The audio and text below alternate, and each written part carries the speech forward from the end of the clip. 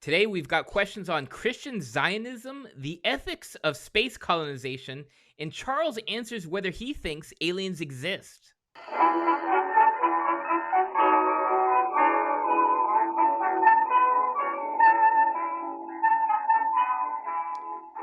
Welcome to another episode of Off the Menu, now being broadcast and podcast on the Crusade Channel. Talk radio the way it should be at crusadechannel.com. I'm your host, Vincent Franchini from Tumblr House, here with a vernal Charles Coulombe. Vernal? Like springtime? Yes. So basically, in the midst of the season of fallen leaves, of Halloween, the Thanksgiving, of the time when the veil between the worlds is at its thinnest, in this autumnal period, you're saying I'm like a breath of spring? Look it, buddy. That's what you self-identified as before the show. So now you're putting this on me in some sort of show?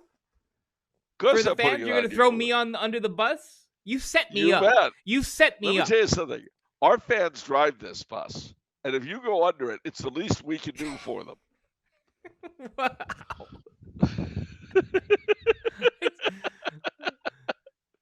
That's that's great because it manages to sound sort of self-righteous. A little bit. A touch of sanctimony there. Yeah. But look,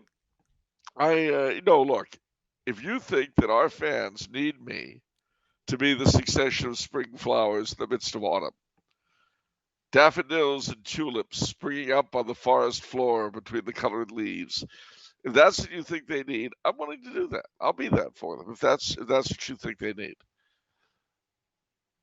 I'll be an Easter lily as we approach Halloween. Well, that.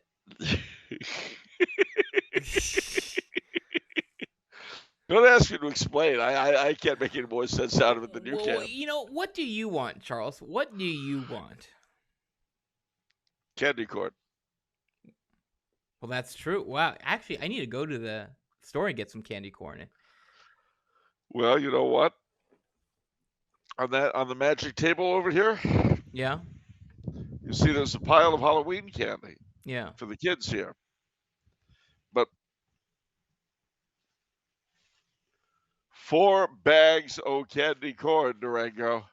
Wow. That are going to go to the deserving children here. You know, what's that? It would be a shame if you didn't have any people come to your door and then you'd have to eat them all yourself.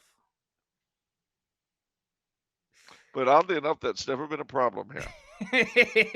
For some reason. Although last year, I was actually very, very touched. I'm not kidding either. Because every year, I'll carve a pumpkin, carve a jack-o'-lantern, and give out candy to the local children here. But last year, I was so sick. I just came home from the hospital. I was just weak as a kitten. And the kids brought me the pumpkin and a knife. And I looked at it and I said, kids, I'm sorry. I just can't do it. And they understood and sort of, hemmed and hawed and left. They came back an hour later with a carved jack-o'-lantern, candle inside, and a ton of candy for me. I was almost in tears, frankly. I was very touched. You sound like some real sweet kids over there.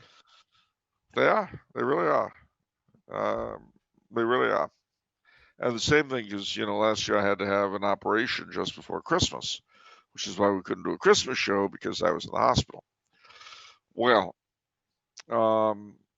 same bunch of kids. While I was gone, they decorated a small tree, and when I came back, they put it up for me. So yeah, they're really a good bunch of kids, and I'm very, very happy to be around them. All right. By the way, all you candy corn haters out there's a lot of candy corn haters out there. Can you believe that, Charles? What do you think about that? I think candy corn is as American as apple pie, as Thanksgiving. But I admit, Those people who try to make popcorn out of it are probably barking up the wrong tree. But most people don't do that. Most people eat candy corn as candy corn on its own merits. And I think that if there were less in the way of complaints about candy corn and more just eating it, the world would be a happier place. Yeah, I really think it's just these chow mein sandwich people, these Cincinnati chili people, these weird oddball peoples, you know. Don't you start. I love all those things, and I love candy corn. But I'll bet you wouldn't put it in stew, would you? That's not even fair for you to inject that image into my brain right now. That's sick. Candy corn hot stew? Buttered candy corn? No. Hot buttered candy corn? Candy corn on the cob? Candy corn on the cob. Or an old favorite, popped candy corn. This is too much. You're making me not like candy corn right now. I don't want to do that. Yeah, don't. All right, well, wait a minute. Let's take this a step further. Are you one of these people who prefer brown topped candy corn, or do you prefer the traditional orange red? Traditional, 100%. All right. How do you feel about moving away from candy for a bit? How do you feel about Indian corn as an autumn decoration? I don't have an opinion on it. I see it. It seems a little bland. I don't know. It just doesn't. I don't see it often. It just doesn't do much for me. I mean, it's you don't okay. like the colors. You don't like the colors. I mean, I don't understand. Is it a rotting piece of corn? I just don't understand. No, it's just the Indian corn, because corn originally was just done by Indians, but the Indian corn has colored kernels of various colors, and it's often used for autumn decoration. So, sure, what I mean. I've seen it. It just doesn't. It just doesn't emotionally register with me in any way, I guess you could say. All right. Well, let me give you an example, if I may, of Indian corn used in an autumn decoration. And you tell me how this makes you feel. Charles, I also have the ability to Google things, which I'm doing right now, and I am also looking at Indian corn. But you can... Yeah, but look at that. Look at that. All right, I'll look at that. Now, doesn't that strike you as saying autumn all over?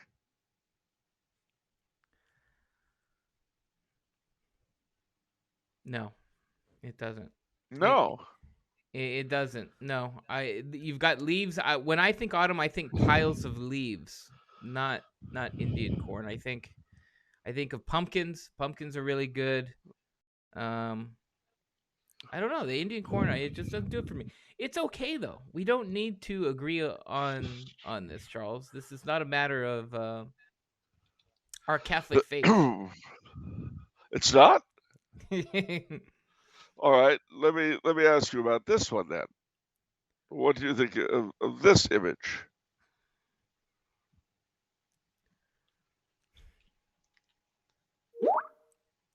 There you go.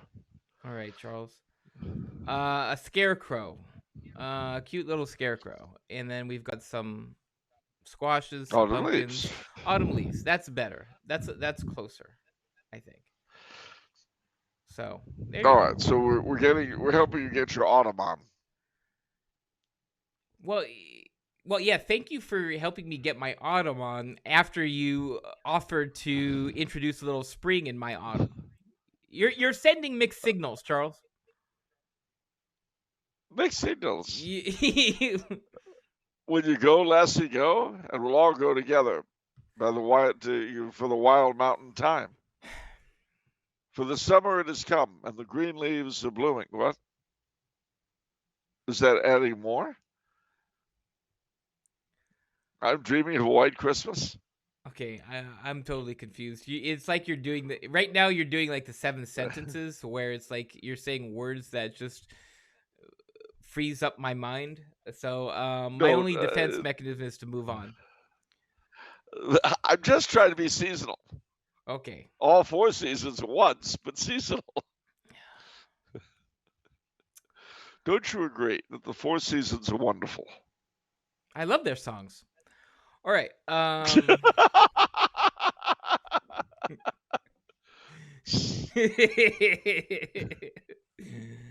right. All right. Moving on. You guys sign up to become a patron. This really cool thing that we've started with the free trial for a week. A lot of people are taking advantage of it, and a lot of people are deciding Patreons for them. So I highly encourage that. Try it out. See what's going on. Patreon is doing a lot of cool new features. They have a live chat now. If you get the Patreon app on the phone, so it's like all the patrons are chatting together. It's pretty cool. Obviously, a lot of other features going on. Get your question asked, get early access, get the pre-shows, get free shipping in the Tumblr House bookstore, get 20% off on the merch. Like if you ever are going to get these tapestries here, the Habsburg tapestry, the Sacre Coeur, that's on the top right of Charles's screen. A lot of benefits there. All right. Moving on. Book of the week, Charles. All right. Our book of the week is going to be, are you ready? The Darkness Did Not by William Biersack. All right. This was the first of the Bill's books. No, I'm sorry. Not The Darkness Did Not. The Endless Knot. My mistake. The Endless Knot was the first of Bill's occult thrillers. The Darkness Did Not was second. The Search for St. Valeria was third. The fourth was Out of the Depths, if I remember correctly. And then lastly but not leastly, the first volume of an as yet unfinished trilogy in which we stand. I love them. I mean, what I love about Bill's writing is severalfold. Firstly, they're very Catholic. You never know if there's a rational explanation or not for the given mystery until the end. Sometimes there is, sometimes there isn't.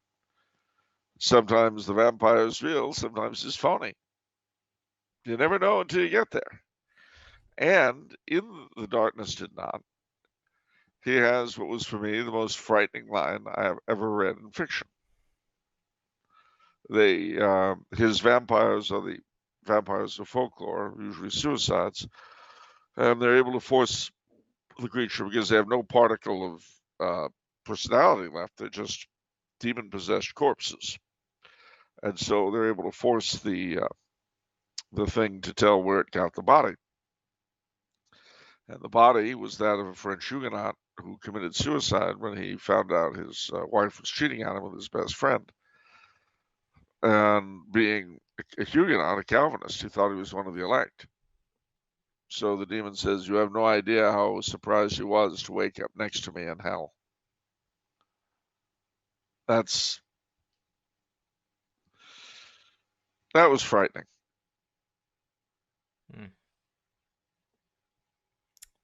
Yeah, that'll do it. Very Halloween, and of course, Tumblr House was founded initially by your brother for the printing of these books, and I really adore them. They're tremendous, and not just because one of the characters was allegedly based on me, a younger version of myself, of course. Lo, these 30 years when we were running around Hollywood like the Tumblrs. It was a different time. It was a happier time, a simpler time, a quieter time, a time when you could smoke in bars, where there were only two genders, and no question of marriage being anything other than what it is. But we've gotten past all that now, into a world where love wins. What's wrong with love winning? Not a thing. It's my go-to default answer to everything now. Why did he murder his wife? Love wins. Why did the moron win the election? Love wins. Why was the dog run over by that car? Love wins. It's my answer to everything now. Why was the dog? Yeah, love wins. What? Okay. Why were those Christian students in Nigeria kidnapped by the Muslims? Love wins. It's my default for everything now. Love wins. All you need is love. All right. Ain't that the truth? Because see, the one thing all the world needs now is love, sweet love. That's the only thing that there's just too little of. Look on your fellow man. Give him a helping hand. Put a little love in your heart. And the world will be a better place. And the world will be a better place for me and you. For you and me. You just wait and see. Okay. All right. No memes this week. We're gonna go straight into the questions. Don't be a meme. Okay, I won't. First question is from Anita, who says, "Greetings, gentlemen. Hope you're having a blessed October, despite the many crazy things now going on in the world. Oh, sorry. When I consider the clown show that has been taking place in the Vatican and the complete disarray that now reigns in the secular world because the church is in, I can't help recalling the passage from that hideous strength where Merlin realizes that he has awakened in a world without an emperor. The spiritual arm and the temporal arm need each other to curb each other's excesses, and that the great stonecutter project of toppling thrones was essential to their ultimate aim of toppling altars. As the author of Vicars of Christ, A History of the Popes, whoops, was that a plug?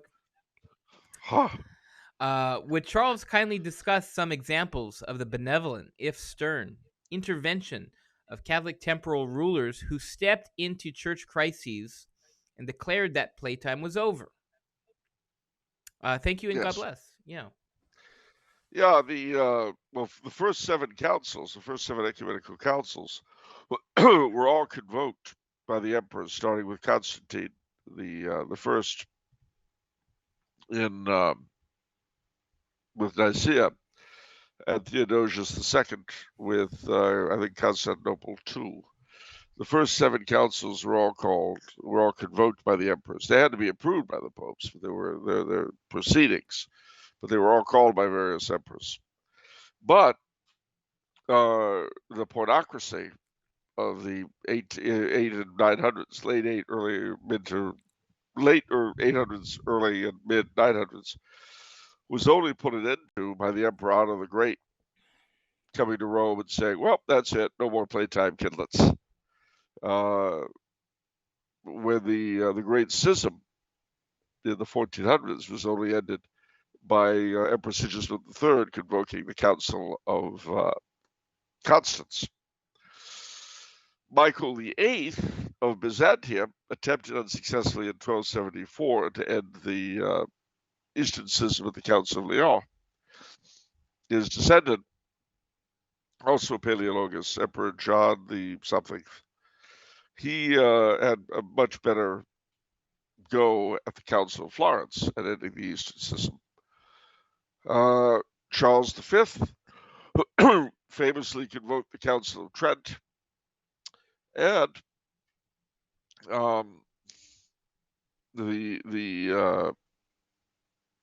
we'll never know what difficulties the various royal and imperial vetoes of different papal candidates gave for us, except the last one, 1903,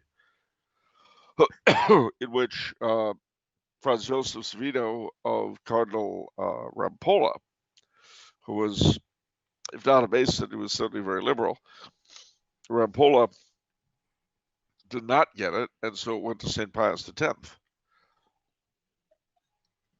So I think those are all fairly good examples. Isn't that weird? In that specific one, so you have a group of people, you have a group of cardinals, and they're voting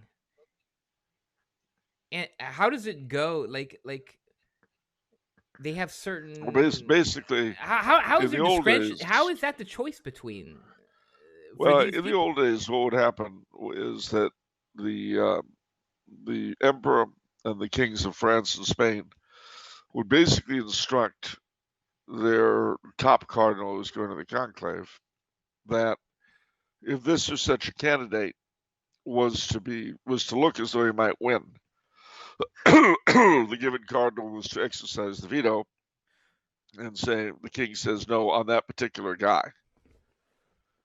In other words, it was before the election took place. No, okay, no, I didn't explain myself clearly. So, given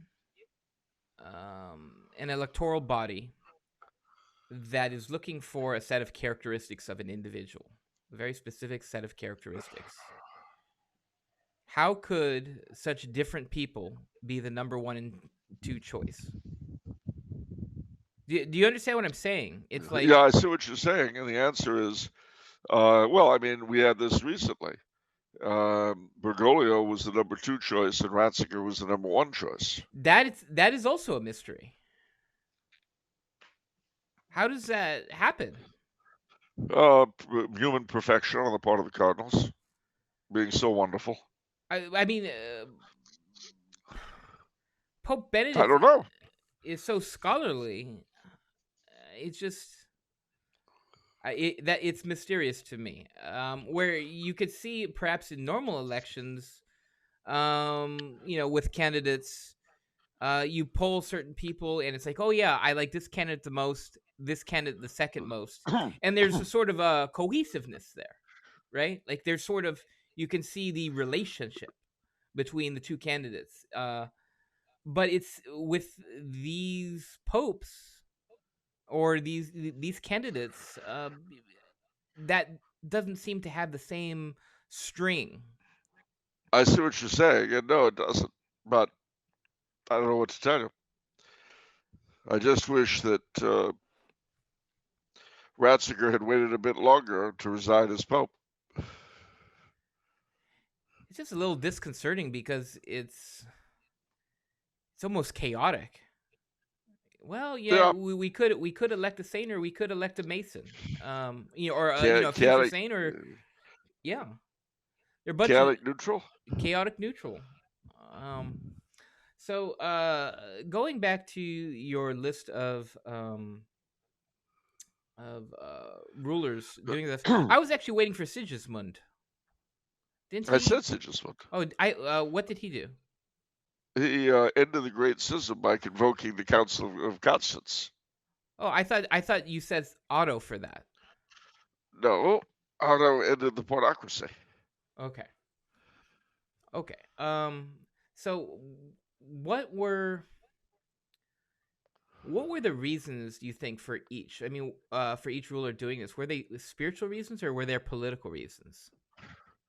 Both. I mean, there were spiritual reasons, certainly, in the sense that for Otto, the endless rain of horrible, immoral pigs was not a good thing for the Holy See, but it also gave instability to Italy. So you got two things at once. And I would say the same for Sigismund.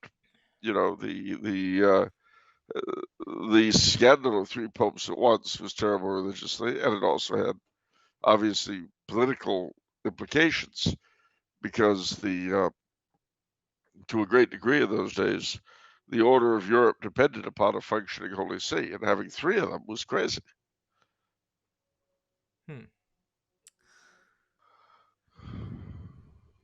Do you think that will ever happen again, where a temporal ruler will get involved in cleaning up the church? Only if the church gets sufficiently clean beforehand for there to be temporal rulers who can do that. You got to remember, those temporal rulers didn't pop out of a box. They were, as much as anyone else in Christendom, the product of a church doing her job in terms of catechesis and so forth. I see. So that's like, oh, sorry. Could you imagine Joe Biden reforming the church? He wouldn't know how. I mean, he barely is aware that he's alive right now. Yeah, this is sort of reminiscent. I remember you took a question a long time ago of the Pope calling for a crusade. Could that ever happen? Would that ever happen? And I remember you made a very sharp point where you asked a question: who would he call? Yep. So, and it is, as our questioner rightly figured out, a symbiotic thing. You know, when the church isn't in order, the world is messed up. But the world being messed up does have its effect on the church. all right. Question from John, who says, what is the history of Christian Zionism? Why don't Catholics tend to support the idea, seeing as how the Holy See didn't recognize Israel until the 1990s? Well, Christian Zionism was primarily a Protestant thing. The idea, one of their various theories of the end times is that the Jews would come back to Israel and they would be the foundation of the building of the kingdom of Christ before or after or during their entire conversion, which St. Paul speaks of. And so, for very many evangelical Christians, they supported the return of the Jews to Palestine for that reason. With Catholics, it was a little different, partly because there really weren't many Protestants living in the Holy Land, but there are a lot of Catholics and there are a lot of Orthodox.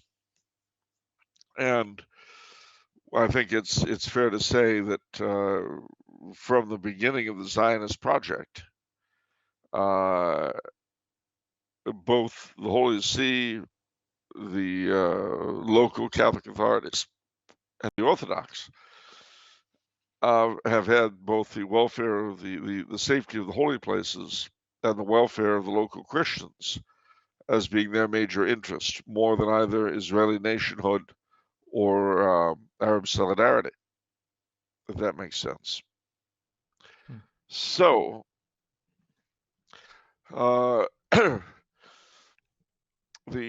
Holy See, early on, as early as 1948, had called for the internationalization of first of all of the entire Holy Land, and then if that weren't possible, then just the area around Jerusalem, which would be what was called a jus separatum, a separate thing.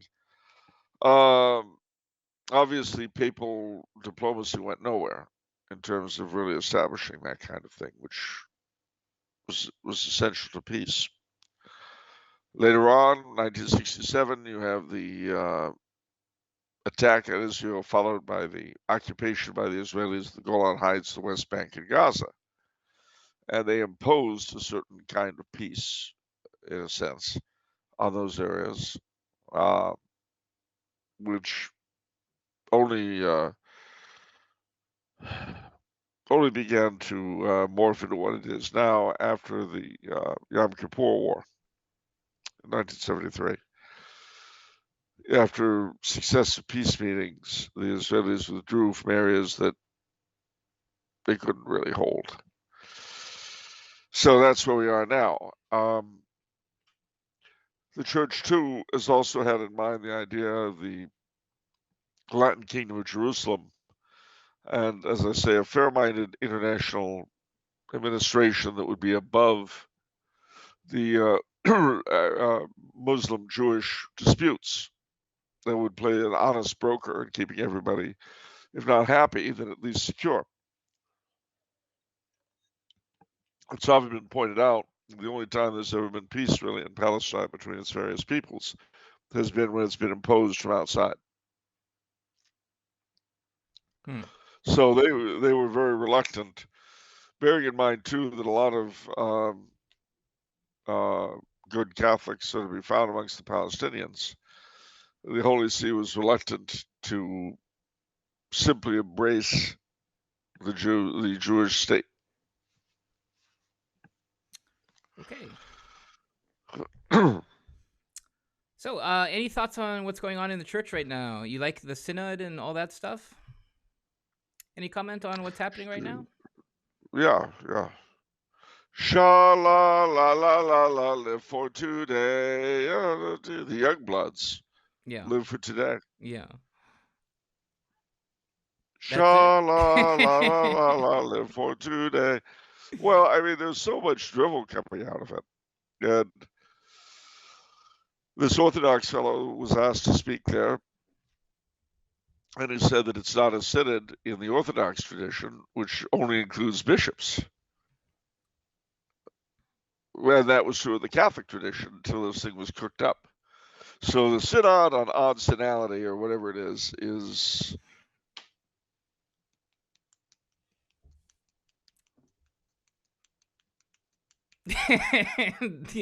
Charles is doing his talking mouth hand gestures for those of you listening through radio.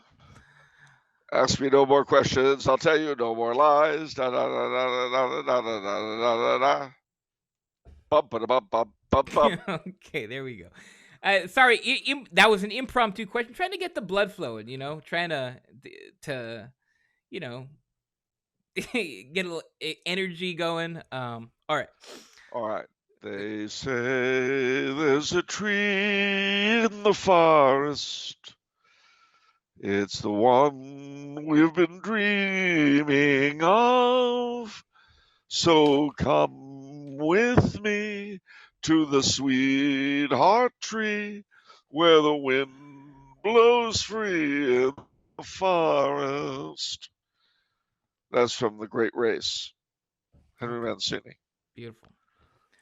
Well, I mean, look, if I had a question, if I had to deal with the three leading yappers at the Synod, or Natalie Wood, Tony Curtis, and Jack Lemmon, and Falk, the fellow who played Columbo, which I prefer dealing with, I'd rather go on The Great Race. Okay. If you ask me, would I rather sit down and yap with the Synod or eat duck soup with the Marx Brothers? Marx Brothers. Yeah. Okay. Or I'd be like the black guy in the thing. Because of Corona-19, you are going to have to be quarantined and alone with either A, your wife and child, or B, and the guy goes B. Okay. So your choice, Mr. Coulombe, is to be quarantined with the members of the Odd Sin Synod. A, with the Odd Sin Synod, or B. Are you in favor of blessings for every person in every situation? I would be if the Holy Father felt that way. But notice there's no blessings for trans, is there? So there are exceptions, aren't there? It's just a question of what's being accepted. And in this case, the Holy Father and his gang make exceptions for trans. And they make exceptions for the underground church in China. So you see, they really don't believe in blessings for everybody everywhere, do they? All right. Tuchita sure doesn't. Tuchita, the new head of the DDF. Right. I'm Tuchita Fernandez, and I'm here to reveal the way the spotted good banana is under the peel. What? All right. Question from Romanus. You don't like Tuchita Fernandez to the tune of Chiquita Banana? All right. Question from Romanus, who says, "Hello, Charles and Vinny. I've been a longtime fan, and I want to express my thanks and appreciation for both of you. Off the Menu has been a huge part of my life for many years, and it's been incredibly helpful as I've become an adult and university student." I'll bet that's not from Tuchita Fernandez. Yeah. My question is regarding folklore, specifically about the Jinn, the Fae, and the Nymphs. I've been reading a lot about the Arabian mythology regarding the Jinn, how they're otherworldly beings who are not quite like angels nor like humans and are capable of great virtue or great vice. Muhammad is said to have preached to the jinn and encouraged his followers to pray that they be converted to Islam. Could you please speak more about them and if there is any crossover or connection to the Fae of European myth, or are the Fae more like the nature gods and nymphs of Greek myth? Are fairies merely other creatures like humans, capable of virtue and religion, or are they more like spirits of nature and the natural order? Thank you, and God bless you guys. Huh. Well, of course, I was introduced to Jinn at an early age, alongside Tonic. But, well, this is an area that I've always found fascinating, frankly. And I don't have a real answer for you because I don't think one is really possible this side of the grave. I know that in the famous account of St.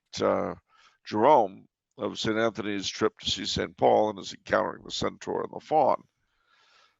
the faun's self-description sounds actually a great deal like Muhammad's description of the jinn, only not converting to Islam, of course, but to the faith. The faun expressing a desire to St. Anthony that he would pray for his people.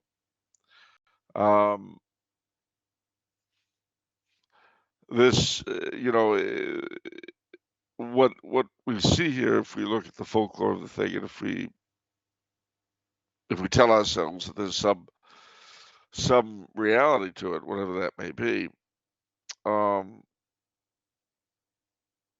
there is, of course, the religious aspect to be considered.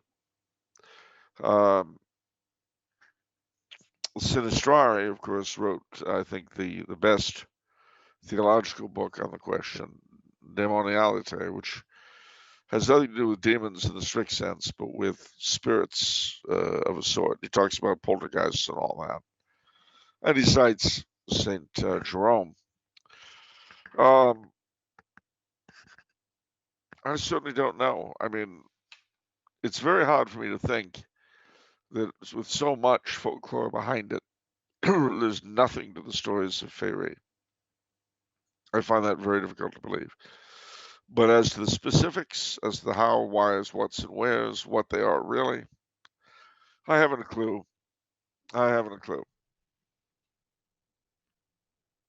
Well, playing devil's advocate,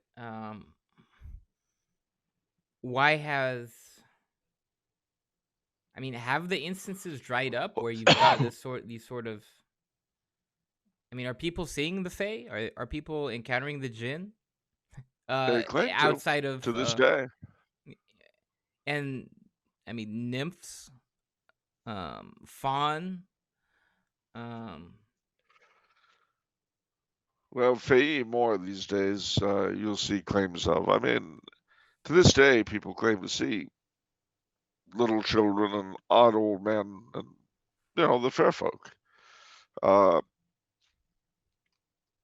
Mostly in remote places, but not always. And again, are they lying? Are they delusional? I don't know. I really don't know. All right.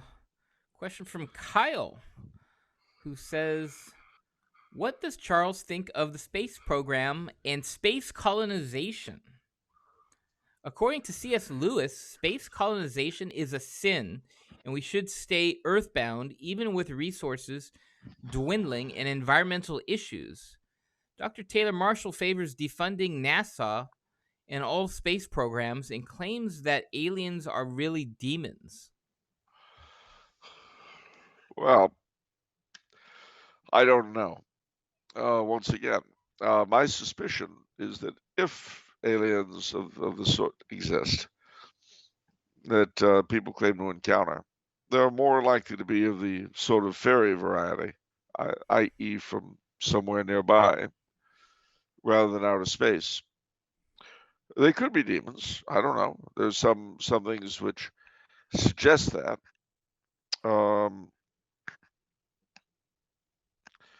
I doubt very highly that they're aliens in the sense that we see them in science fiction, although Pius XII speculated on what such beings might be like if they exist. Whether or not they were fallen, if they were fallen, what agency they had for salvation, and so forth.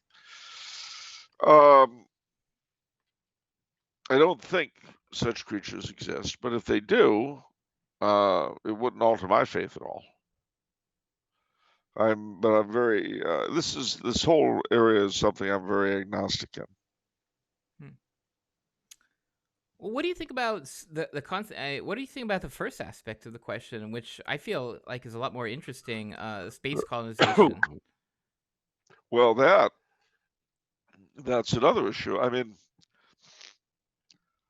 I think a lot depends on how long the civilization we have survives, whether or not we actually survive long enough as a technologically advanced civilization to do that. I think there's a good chance we'll collapse before we get the chance. But if we do,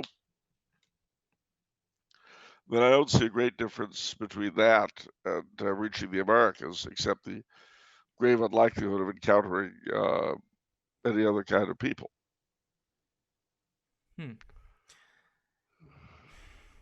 Yeah, the question of space colonization, it is so evocative to me, because and it begs so many questions in terms of the plan, like God's plan. For me personally, I wonder, it's like, is that really part of God's plan for the living? Is the space colonization thing? There's so much to Earth that is unfathomable.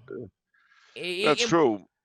Well, no, I guess I'm just trying to say, like, when people have an ambition to explore other worlds, and not in a Star Trek concept, sense, but just to transplant humanity onto another planet,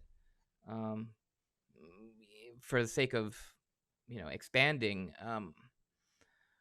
I don't know. That just seems weird to me. There's so much on Earth that it's actually, I feel like, hard to fathom.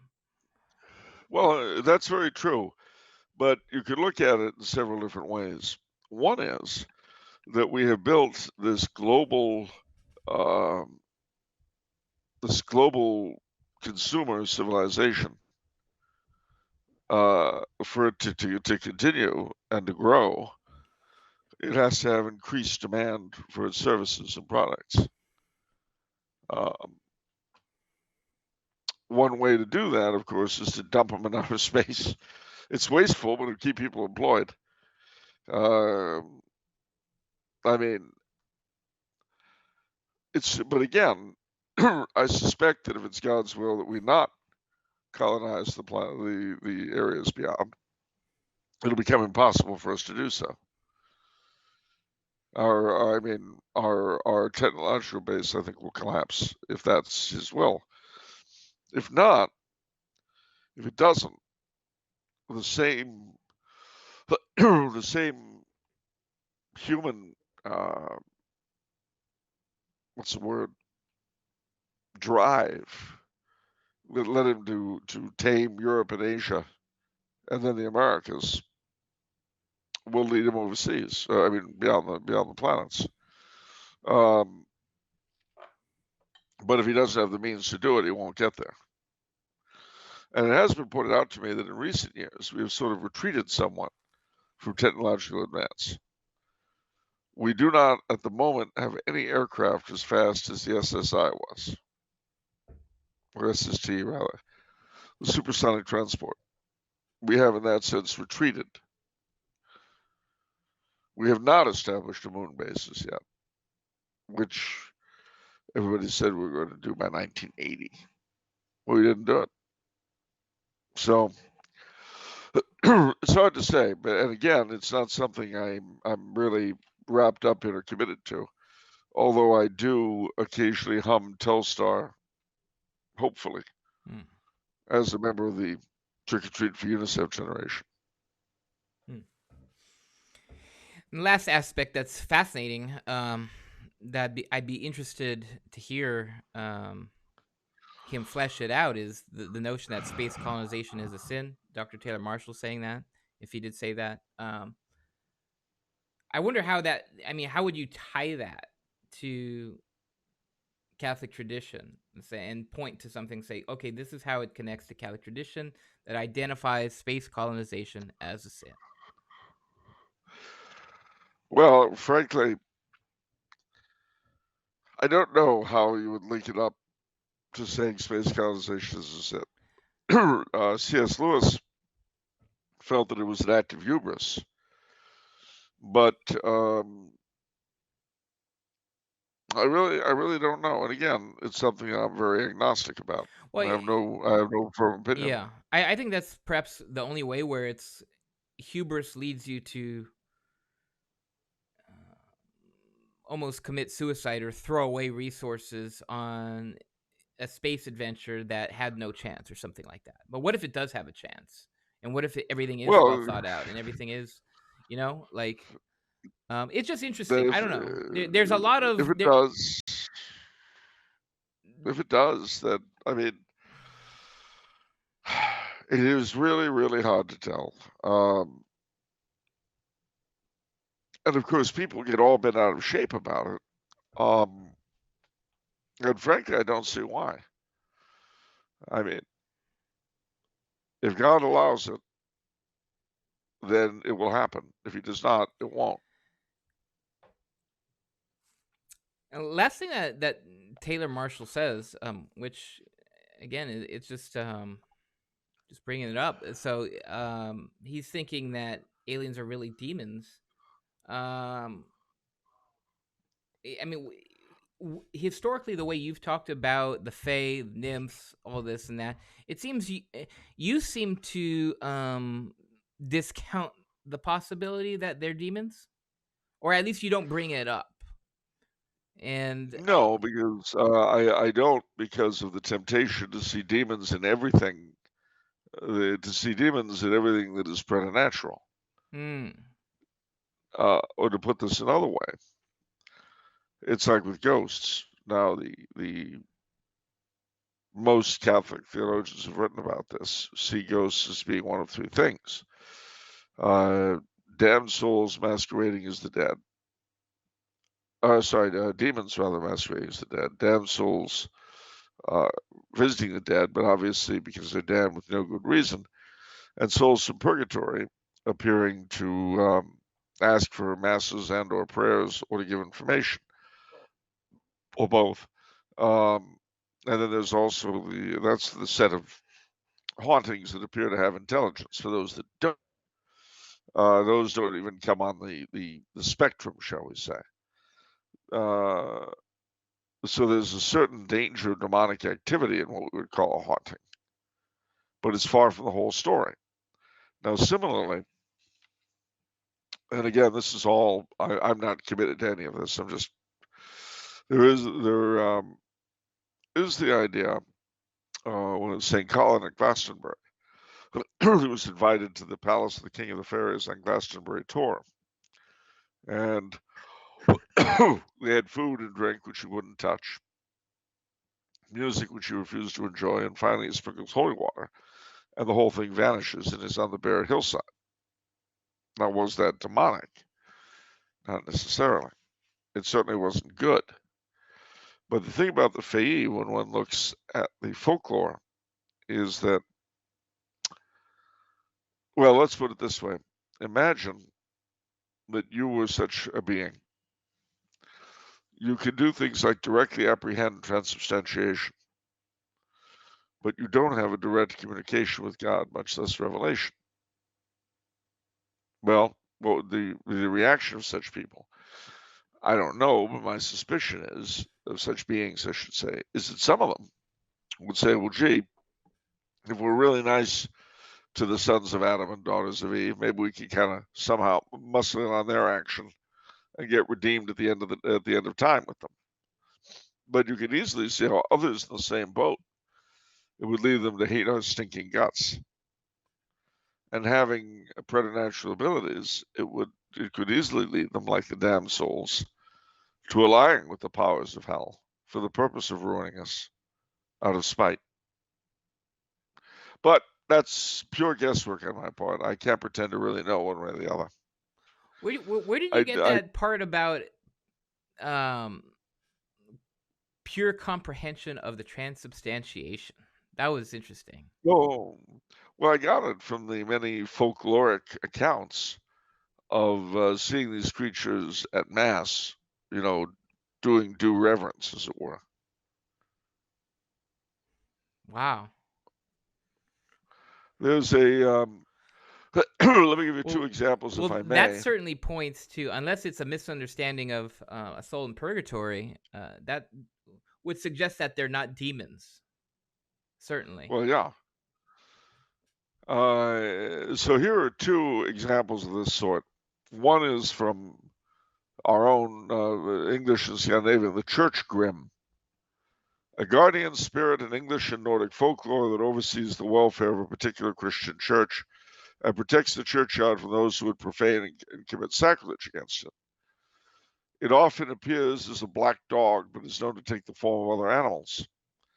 In modern times, when black dogs are kept as pets in churches and they're attached parsonages, these are called church grims since they reside on and guard ecclesiastical property. English folklore. The English church grim usually takes the form of a large black dog with red eyes and guards churchyards and those who would protect them, who would profane them, including thieves, vandals, witches, warlocks, and the devil himself. In the 19th century, folklorists believed that it had once been the custom to bury a dog alive under the cornerstone of a church as a foundation sacrifice, that its ghost might serve as a guardian. Well, that's actually probably not true, but never mind. Like many spectral dogs, the grim, according to Yorkshire tradition, is also an ominous warning and is known to toll the church bell at midnight before death takes place.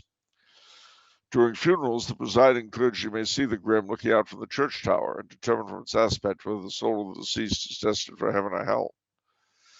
The grim inhabits the churchyard day and night and is associated with dark, stormy weather. When the new churchyard was opened, it was believed that the first person buried there had to guard it against the devil. To prevent a human soul from having to perform such a duty, a black dog was buried in the north part of the churchyard as a substitute. According to a related belief in Scotland, the spirit of the person most recently buried in the churchyard had to protect it until the next funeral provided a new guardian to replace them. This churchyard vigil was known as the Fair Clythe, or graveyard watch. And so it goes on about the Scandinavian tales, which are very, very similar. And then there's there are a number of there's another sort that the Abenaki Indians in Maine have.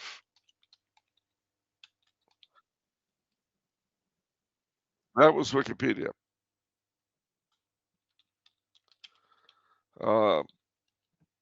But the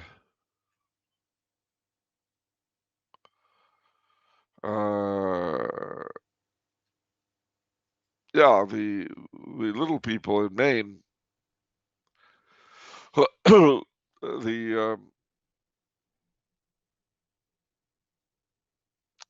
me see,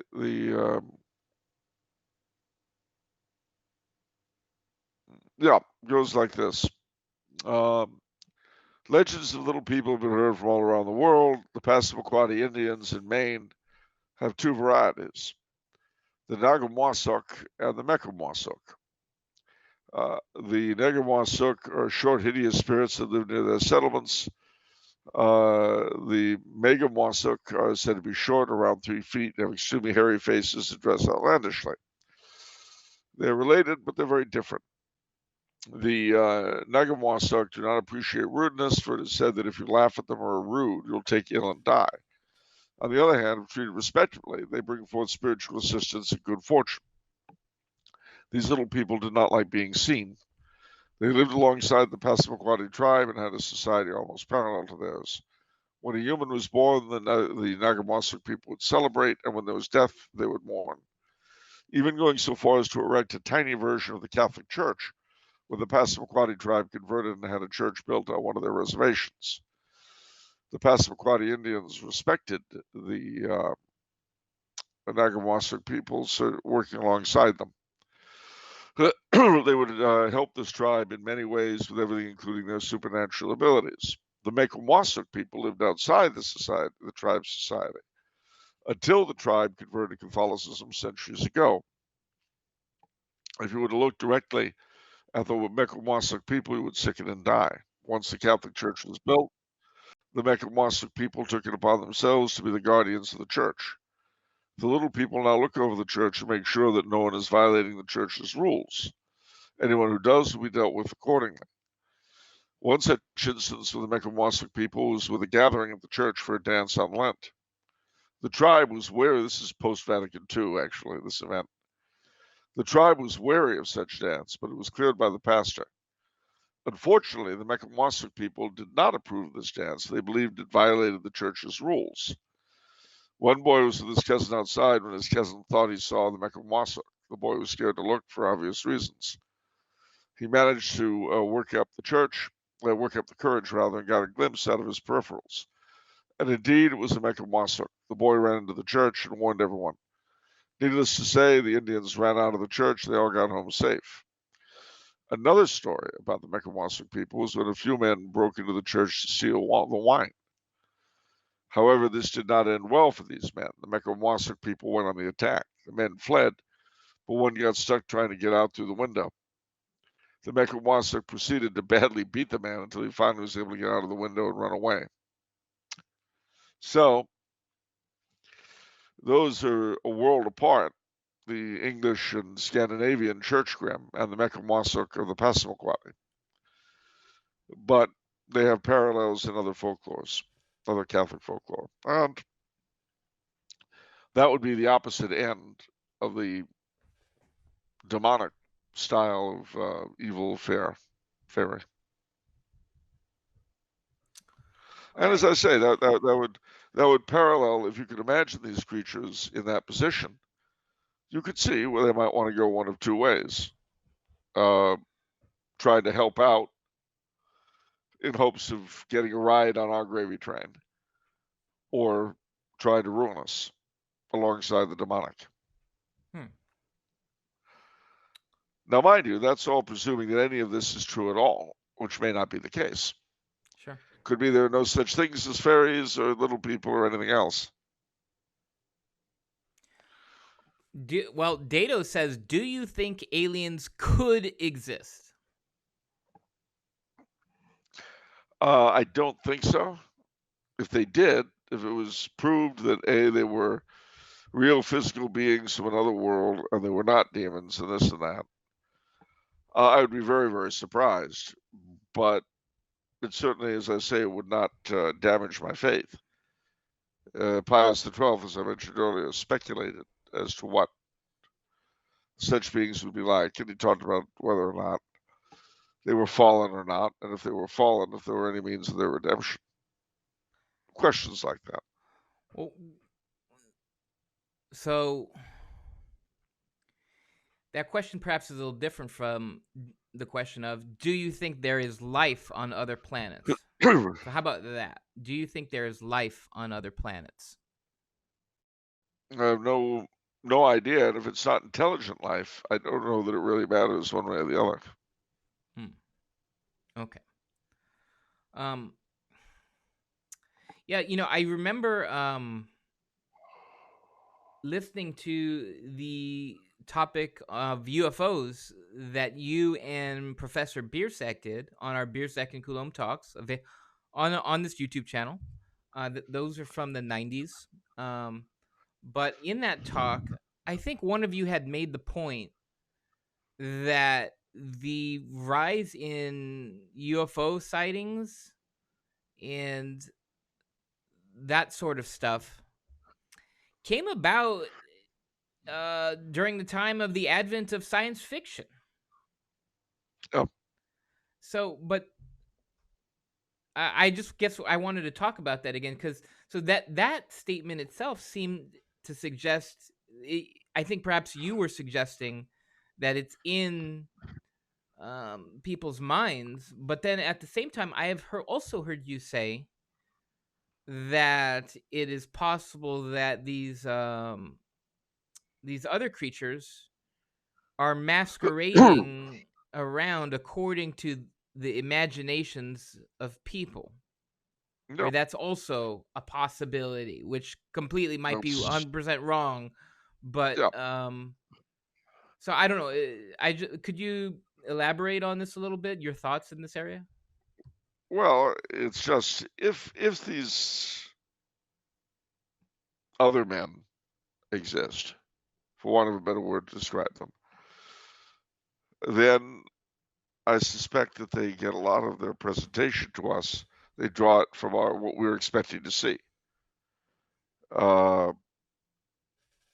So, in the classical era, there were centaurs and fauns and nymphs and all that. In the Middle Ages, there were the elves and fairies and them. And now, the space aliens.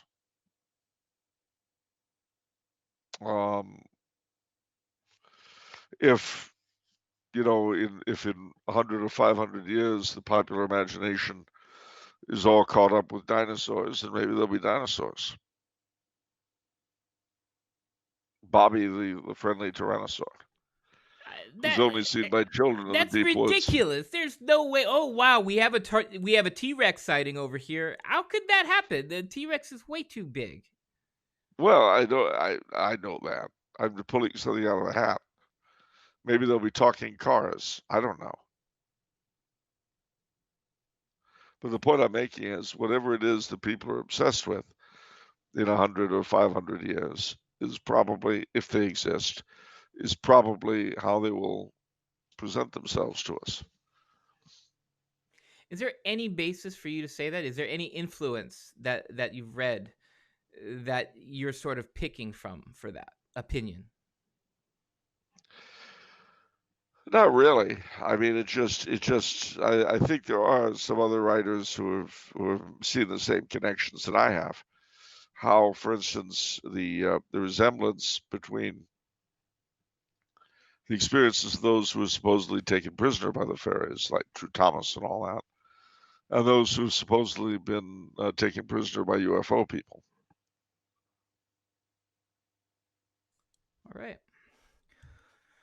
All right, that's gonna do it for this episode. We kind of a precursor to Halloween, huh? With a lot of cool stuff, but it's getting a little creepier. It's getting a little creepier. Halloween, that's gonna be the good stuff. We've got the questions. You guys can keep sending in more of those Halloween questions, but we've got a good load already. I'm proud to say. So you guys should be try. Yeah. Are we gonna try to pop candy corn on the Halloween show? No, I'm not going to try to pop candy corn on the. You can try, Charles. We can watch you try. I don't have the means to do it. I would otherwise. Yeah, and we'll be having some fun. I'll be in my own costume. Charles will do his thing, and it's gonna be a fun show. So I'm really excited. Will you have a jack-o'-lantern on sitting next to you? Nope. That's gonna be kind of difficult, but no, I don't think so. I don't think so. Maybe some cobwebs, maybe some spiders. I don't know. Maybe little Halloween stuff, just a little bit. What about Claudine Clark and Party Lights? We'll be playing that. That is a completely non sequitur. That is a 1962 song that is somewhat akin to The Locomotion and has no bearing on this conversation. All right, fine. Then I'll give you something that does. Are you familiar with the Beistel Company? No. Well, they made decorations. They still do for the holidays. But I'm going to send you some images, and I want you to tell me if this doesn't evoke for you the essence of the American Halloween. Okay? Oh, I want to show. So my wife has a picture that perfectly embody you were talking about in previous Halloweens with the super happy pumpkin smiles, stuff like that. I can't wait to show her sweater off. It's the cutest sweater in the world. It's kind of not like that. I see what you're saying. There's some of that, but it's cuter. Well, hold on. These old-timey Halloween. You say Bistro? Bistro, yeah, they still make this stuff. Beistla.